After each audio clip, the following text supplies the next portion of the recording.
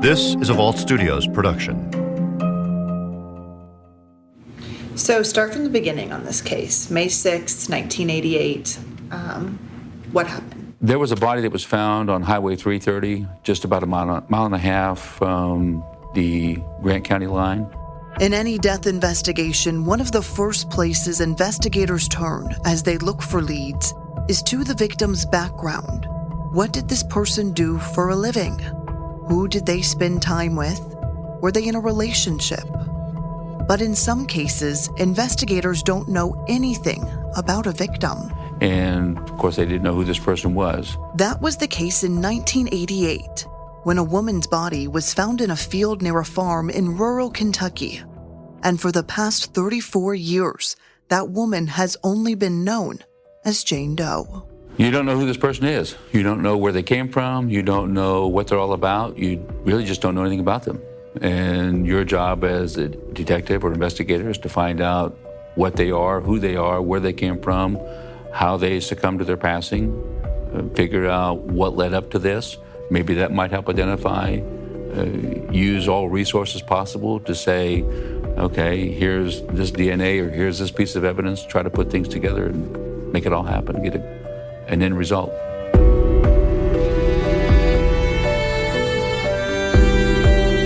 My name is Shay McAlister. And I'm Madison Wade. We're both journalists, and for years we've been covering unsolved cases on TV, talking to investigators and families of victims, all pushing for answers. Cases we haven't forgotten and still want to see solved. This is Beyond Bardstown, Unsolved.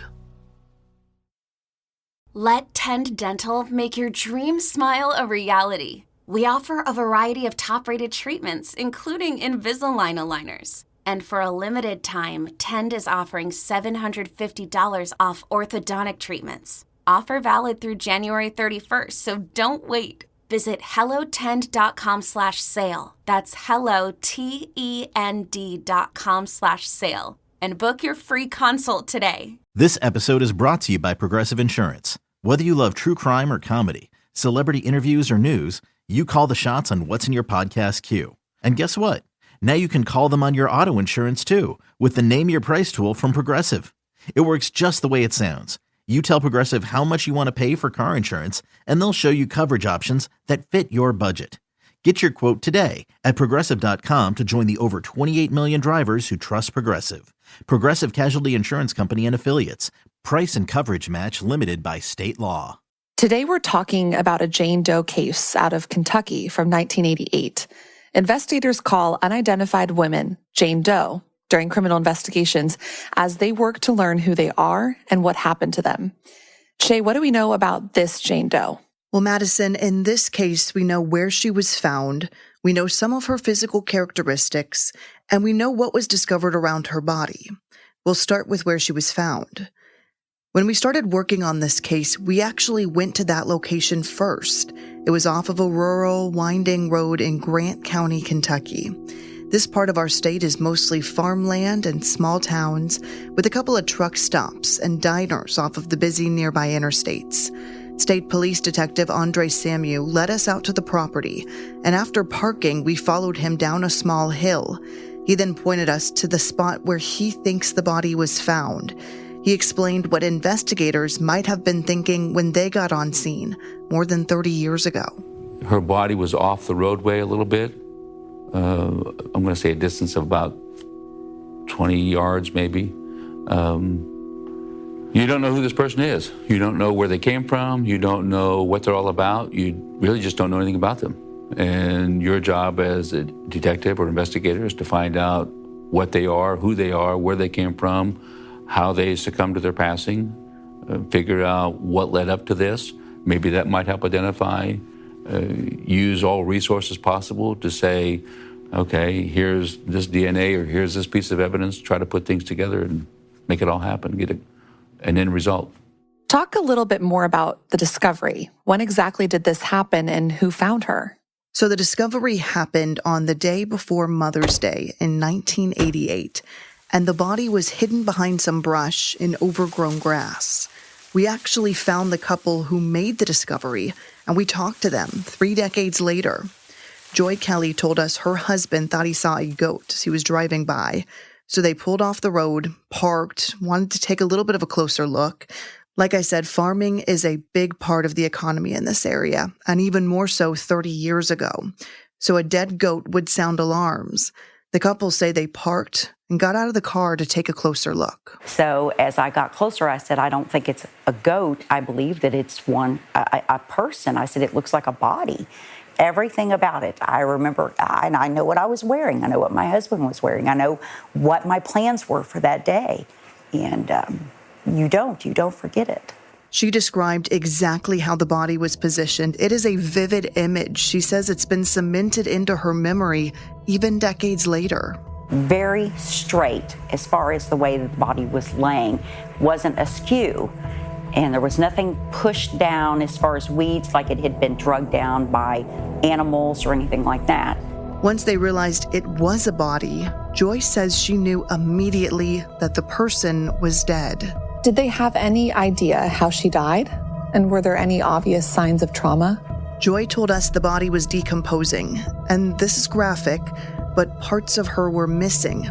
They assumed animals had got to her after she died and then before she was found. The thing I remember most, and I mentioned to the detective, wearing nothing but men's socks, and they were pulled up perfectly, brown socks, just perfectly done. What did the detectives make of what this woman was wearing? So it obviously caught their attention too. They photographed her feet, they photographed those socks, and logged it as evidence. We actually have those crime scene photos, and it is just as unusual as it sounds. The body was naked except for the socks. They also collected other evidence on the scene, including some fingerprints from the hand that was still connected to the body and some hair follicles that they found nearby. They found hair fragments in the areas and such, and parts of the body was missing. The left arm from the elbow down was gone. The right hand still existed, but there was certain portions of the fingers that were still intact, that we were able to get a fingerprint. But Shay, this was back in the 80s. Fingerprint technology in criminal investigations was not what it is today. So how did they plan to use that? Very true. And the only way it would have helped them in this case is if she would have gotten into trouble somewhere with the law. Her fingerprints were collected and then logged into the system. And then investigators from this case went to that police department to try to compare prints and get a match. So obviously not very practical. Were there any other ways they could identify her? At this time, the options were limited. They did collect some DNA, but this was way before we had the technology to put DNA into a database and then actually find a match to someone. Detective Samu told us more about that. When the coroner obtained the hair samples, he didn't know that DNA was going to be coming down the pike. He just collected because it was there and nobody else picked it up. Shay, where her body was found, obviously very remote and rural, but was there any indication that the location of the body was important to the investigation? Well, we know just from talking to Joy Kelly, the woman who found her body, that the woman wasn't from that area. It was a very small community. Everybody knew everybody, not only in this particular town, but in surrounding towns. So if someone was missing, or if somebody knew what this person looked like and just through the chatter they couldn't identify her. So investigators believe she wasn't from that area. So you might be wondering, okay, well, how did she get to this area? There was a lot of busy interstates right through there and a lot of popular truck stops. So investigators have speculated that she could have been traveling on the highway. She could have been hitchhiking. She could have been picked up or dropped off. And so she really could be from anywhere. And at least at that time, they believed she could have been from anywhere and just ended up in trouble in this area. So we have a woman found dead on the side of the road, wearing nothing but men's dress socks. We don't know how she died. Were there any other specific characteristics noted about her body? Yes. Her hips and skeletal evidence led investigators to believe that she was a mother. They also collected that hair sample that confirmed she had dark brown hair. And then there was a tattoo that caught investigators' attention back then, and it stood out to us when we looked over the case decades later. It was what they described as a homemade tattoo that spelled Steve. We saw pictures of it. It looked like somebody wrote the name in red ink, and it was on her right shoulder. The discovery weighed heavy on the woman who found her, Joy Kelly, and even decades later, she said people still talked about it and what might have happened. I think there's still a lot of people around here that they may not think about it as often as I do, or put as much pressure on anybody to find out anything, but I do think that they would like it to be resolved.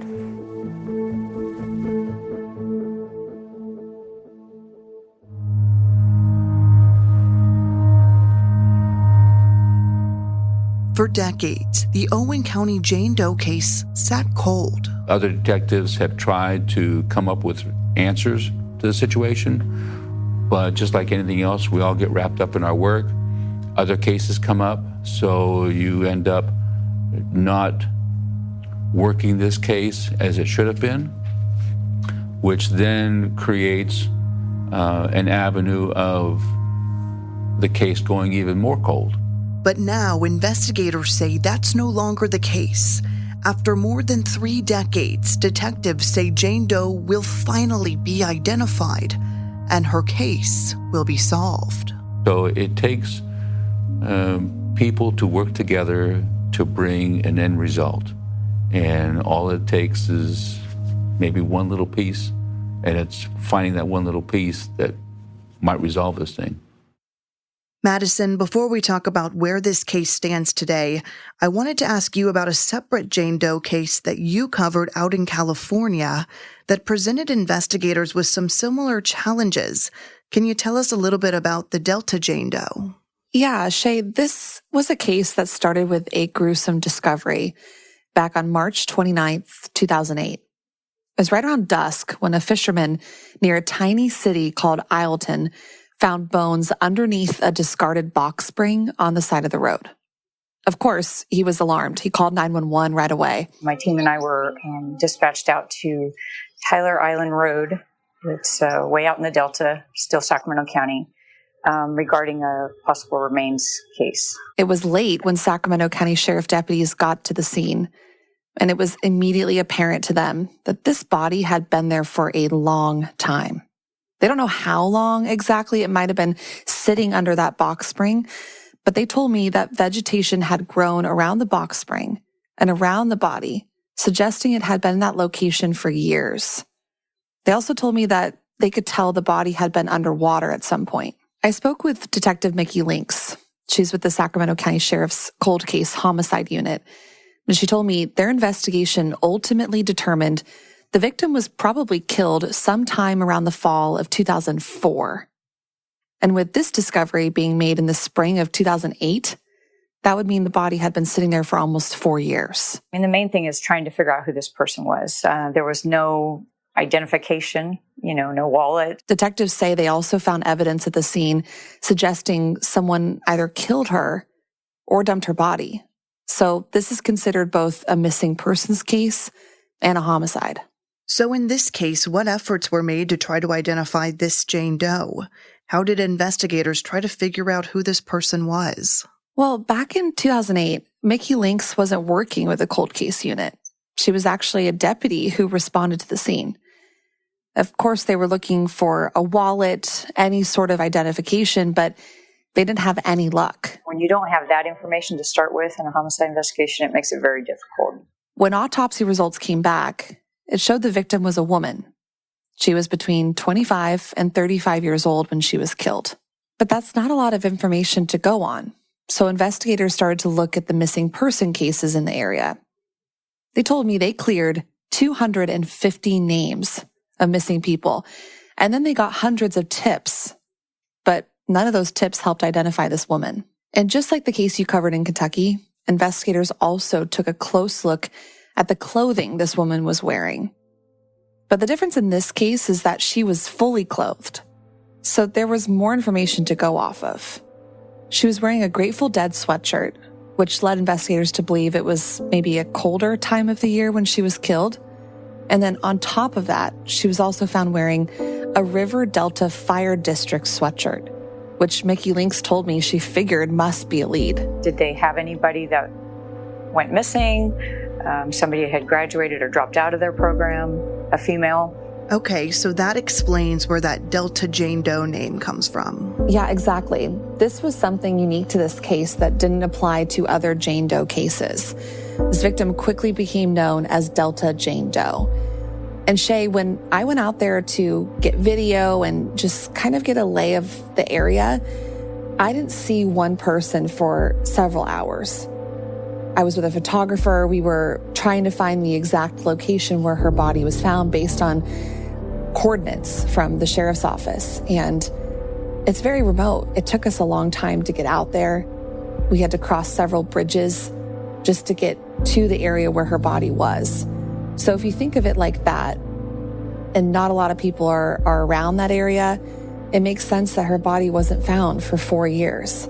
So investigators really had a lot of work to do to figure out who may have seen something 4 years ago. And of course, investigators also wanted to follow up on what she was wearing. It's the sweatshirt that really had a lot of people asking questions. They figured maybe the River Delta Fire District had somebody who went missing around 2004. Or maybe this woman graduated from, might have dropped out of the program. Or maybe she knew someone connected to the fire district. She might have borrowed the sweatshirt from them. What about DNA? Were investigators able to collect DNA from those remains? They were. With DNA technology rapidly developing, maybe that will become useful at some point in the future. But to date, the DNA hasn't turned up any leads either. The FBI did create like a rendering of what they believe the woman might have looked like. So investigators are hopeful that continuing to share this image might spark a memory at some point. Someone might call in with new information, but for now, they've essentially hit a wall. Which is unfortunately what ends up happening in so many of these Jane and John Doe cases. Right. A lot of these cases face the same challenges. But getting back to this Jane Doe case you covered in Kentucky, there's another challenge on top of everything else. Another crime that occurred nearby that ended up taking attention and resources away from this case. That's right. The truth is, the detective on this Jane Doe case told me they were almost immediately pulled off of it because of a huge investigation happening just down the street. That was the Carrollton bus crash, and it was a horrific scene. 27 people died, mostly children, all in a youth group together, after an impaired driver crashed into the bus head-on. As you can imagine, the detective said that scene became all hands on deck. And then, unfortunately, because of when this situation occurred, which was on May 6th, is when we was identified to it. Shortly thereafter, I believe it's May 14th, I believe, when the bus crash took place over here on 71 North, just about 4 miles north of us. So that kind of deterred the investigation process on this particular case because of the bus crash. And the case was cold until just recently when the new detective took over, finding new evidence and new leads. For the first time in decades, a detective is confident he can actually solve this. It's going to take a little time, but hopefully, if I don't have this case resolved, that the efforts that myself and other people put into this case, that something can happen in the near future where after I'm gone and I've retired, that somebody else picks up the ball and has just as much enthusiasm about trying to solve this case. But for now, I've got the ball and I'm going to run with it. So, Shay, where exactly does this investigation stand today? Well, the new lead detective on the case has worked hard to push the case forward. He told us so much of the work done back in the 1980s could actually help them solve the case today. Can the fingerprint resolve to something? Absolutely. Can the DNA from the hair? Absolutely. The technology that back in the day that helped identify who this woman was is totally different than the technology we use today to identify somebody. So what does that look like? Well, Detective Samu told us he re-interviewed 24 key people in the investigation, brought out drones to the scene to re-examine the property where she was found, And then, when going through evidence, found that hair sample collected on scene back in the 1980s and submitted it for further DNA testing. At the same time, he has relaunched the public awareness campaign, spreading the initial sketch made of the woman based off of her remains left at the scene. The hope was someone might recognize that sketch. You know that this person had family somewhere. We don't even know who the family is. The family doesn't know that we're looking for them. Did any tips come in after that? Actually, yes. After we aired our story on the case, the detective told us they received several tips, helpful tips, and even grant funding out of Washington, D.C. that would allow them to do further DNA testing on her remains. Several months later, investigators were able to release more details on the case that had come from those new leads. They narrowed down where she was from or had connections to, and that was Columbus, Ohio, or Miami, Florida. And that's the last we heard from investigators. So, Shay, if anyone has any information that might help investigators identify Jane Doe, what should they do? Anyone with any information can contact the Kentucky State Police Post 5 at 502-532-6363. And anyone with information about the Delta Jane Doe case can call the Sacramento County Sheriff's Office at 916-874-5057. Beyond Bardstown Unsolved is a production of Vault Studios in partnership with King 5 in Seattle, WHAS 11 in Louisville, and ABC 10 in Sacramento. Make sure you don't miss any future episodes by following or subscribing to the show wherever you're listening right now. And to talk about these cases with other listeners, be sure to join our Facebook group, Unsolved Insiders. Beyond Bardstown Unsolved is hosted by me, Shay McAlister, and King 5 anchor and reporter Madison Wade. Our producer is Reed Redman, and our executive producers are Will Johnson and Brian Weiss. Thanks also to investigative journalist Andrea Ash. Audio mixing is done by Richard Humphreys at Tacoma Media in Silver Spring, Maryland.